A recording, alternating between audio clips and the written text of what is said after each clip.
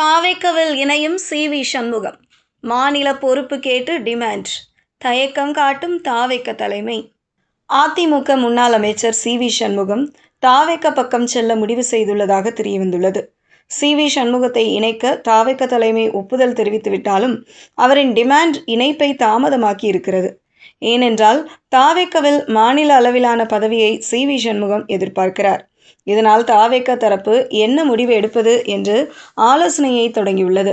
தமிழ்நாட்டில் தாவேக்க ஆட்சிக்கு வந்த பின் அதிமுகவின் சிட்டிங் எம்எல்ஏக்கள் 6 பேர் பதவியை ராஜினாமா செய்துவிட்டு தாவேக்கவில் ஐக்கியமாகி இருக்கின்றனர்.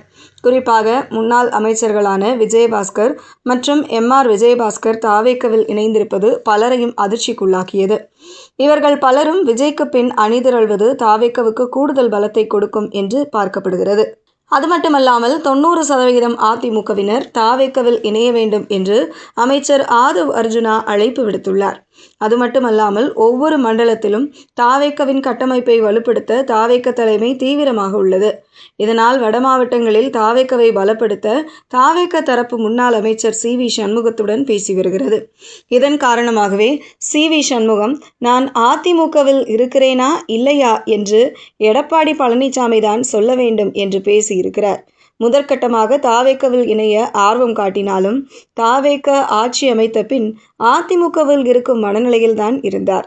ஆனால் அதிமுக அதிருப்தி எம்எல்ஏக்களின் கட்சி பதவியை மீண்டும் எடப்பாடி பழனிசாமி அளிக்கவில்லை. இதனால் சி.வி. சண்முகம் இனி அதிமுகவில் இருந்து எந்த பிரயோஜனமும் இல்லை என்ற முடிவுக்கு வந்துவிட்டார். இதனால் தாவேக்கவில் இணைய சி.வி. சண்முகம் தரப்பு தயாராகி வருகிறது.